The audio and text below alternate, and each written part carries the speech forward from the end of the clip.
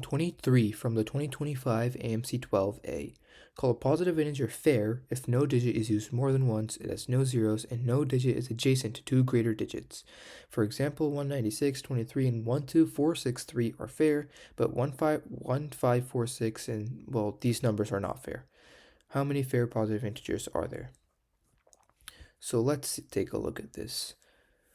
Let's just try to see why these numbers are fair. And I'll look at 12463 because it looks to be the most informative one. Well, we clearly see that no digit is used more than once, so this condition is a check.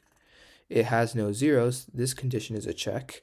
And no digit is adjacent to two greater digits. So, well, the only digits that are adjacent to two digits out in the first place are these middle digits, since this digit only has one, I guess, partner here, or like one adjacent digit.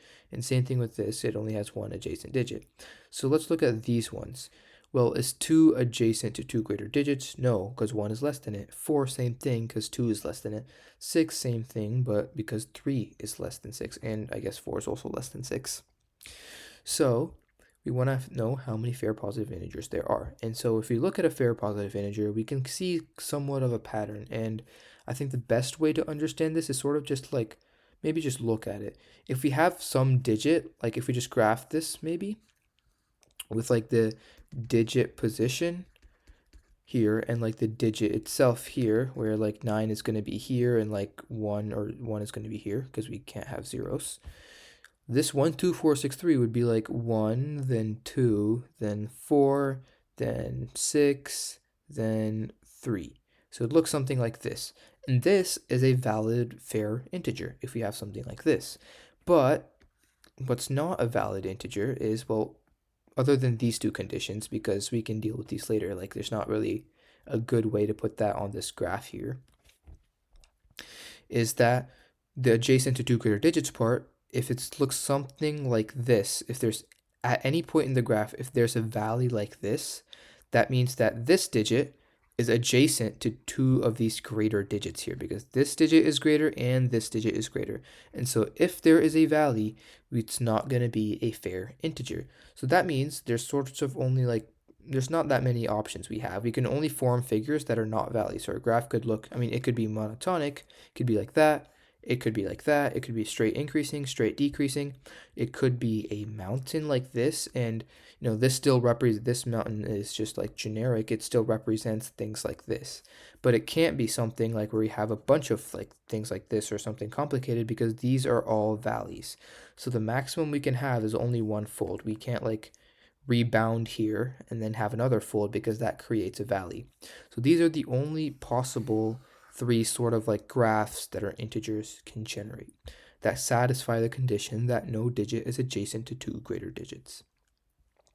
So now we want to find the number of possibilities with these graphs. Like, we just drew 3 lines, and now we want to figure out how many numbers satisfy these 3 graphs. And so the best way to look at this is first, you can sort of number these by cases if you really want to, like case 1, case 2, case 3. And what you'll realize is that for case 1, you can choose any from the set 1, 2, 3, all the way up to 9. You can choose any amount of possible integers. So that's 2 to the 9th possible combinations, because you could choose a 1 or you could leave out the 1. You could choose the 2, leave out the 2. So there's 2 options here, all the way up for 9. So there's 2 to the 9th different options. And given any set of integers, there's any set of distinct integers like 1, 2, 3 or 1, 2, 7, 8 or anything like that, there's only one way you can arrange it in a strictly increasing order. And same thing with decreasing. Given any set of integers or any set of distinct integers, there's only one way to order those distinct integers as a strictly decreasing set. So we don't really have to worry about order here, because if we assume they're strictly increasing or assume they're strictly decreasing, then we only care about what numbers are in it, because there's only one way to make such an order.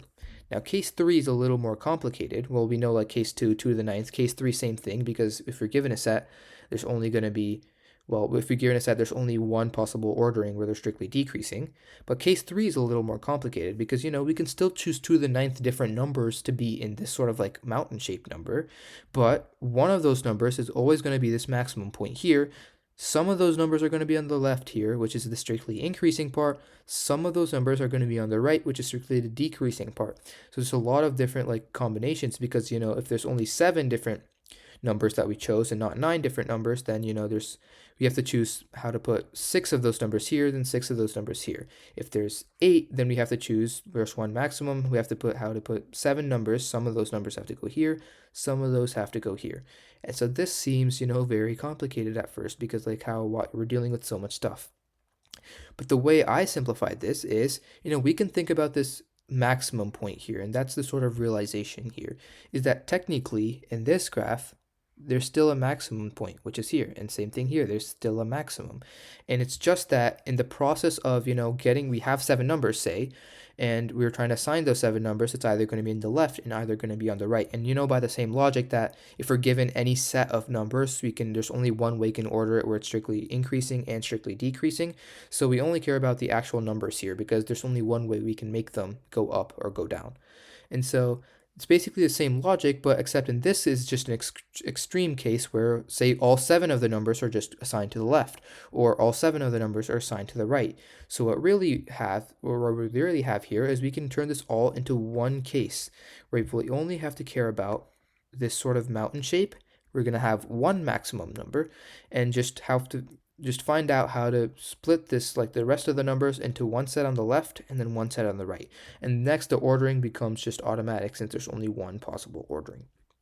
So we know there's just 2 to the 9th, but that's not really useful, because the specific ways we can split this, like here, like go here or here, because there's technically, if there's 7, then we have 2 to the 7th different ways we can assign them, because each one of the 7 numbers could be going on the left or could be going on the right. So there's 2 to the 7th different ways there.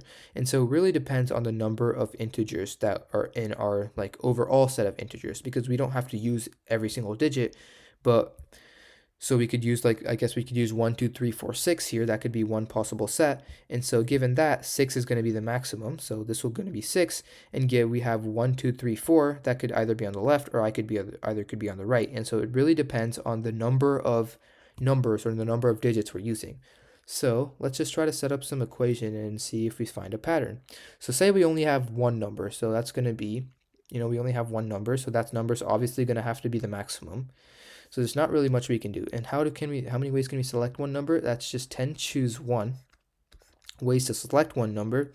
It's only one possible ordering of it, or one possible assignment to the left and the right, because that number's just going to be the maximum point here. Next, or not 10 choose 1, it's going to be 9 choose 1, because there's only 9 possible digits to choose from.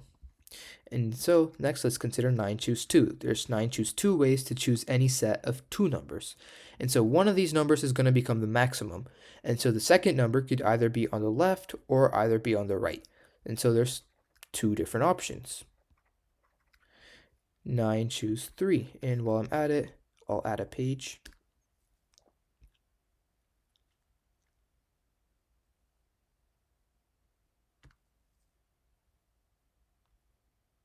That's taking a while to load. Okay, finally, there we go. Sorry about that, but 9 choose 3. One number is going to be our maximum. We have 2 numbers left. So one of those, it's going to be 2 squared, because each of those 2 numbers can go to either the left or go to either the right. And whichever side they go to determines the order, because this has to be strictly increasing. This has to be strictly decreasing. And so we can kind of see the pattern. It's 9 choose 1 times 1, 9 choose 2 times 2, 9 choose 3 times 2 squared, 9 choose 4 times 2 cubed is what our pattern is going to be if we just follow the pattern that we see here. And let's see if this makes sense. So if you have 4 numbers, then one of them is going to be the maximum.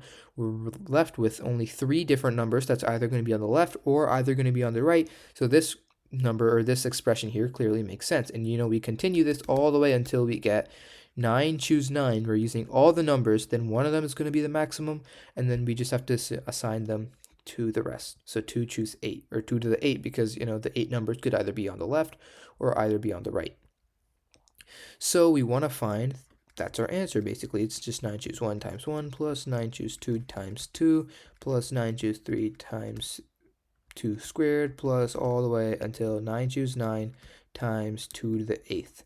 And if you really want to calculate that, you can go ahead, but that's going to take a ton, a lot of work, and I don't want to calculate that.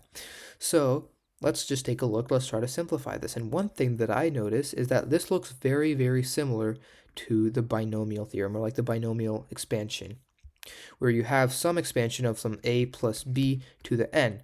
And the formula for that is basically the sum. That's not a sum, that's just a squiggle. It's the sum. I did that again.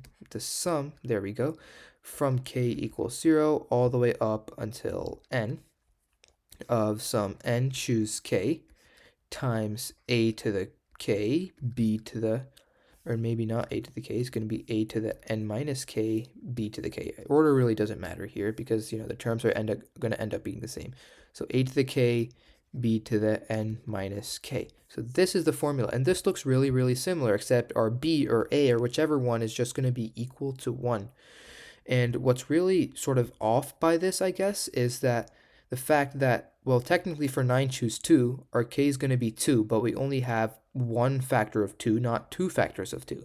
So this is sort of telling us that when we do this, we're going to want to divide by 2 at the end. So for each of these terms, we're going to get the proper power, because the binomial expansion is going to give us 9 choose 2 times 2 squared, plus 9 choose 3 times 2 cubed, and that's not what we want. We want this to be 2 to the first, and we want this to be 2 squared, so we should divide by 2 at the end. So let's first just fill out the numbers for this expression. So we know that b is most likely going to be 1, and don't pay too much attention to these exponents. They may not be correct, but one of these things is going to be plus 1, and a is just going to be 2, and it's going to be to the 9th because we're having 9 choose. And what this gives us is first 9 choose 0 times 2 to the 0 times 1 to the 9th plus 9 choose 1 times 2 to the 1 times 1 to the 8th plus so on and so forth until we get 9 choose 9 times 2 to the 9th times 1 to the 0th, which is just 1. So, all the 1s are just basically redundant because 1 to the whatever equals 1. So I'm just going to delete them for the simplicity. So this is the expression that the binomial theorem gives. And what's really key is that this is equal to this. So we can compute this huge thing just using 3 to the 9th. So this equals 3 to the 9th. And so what's our actual expression? We want the sum of 9 choose 1 times 1. So this is 9 choose 1 times 2. And so again, we want 9 choose 9 times 2 to the 8th. We get 9 choose 9 times 2 to the 9th. So we basically just want to calculate this part of the expression divided by 2.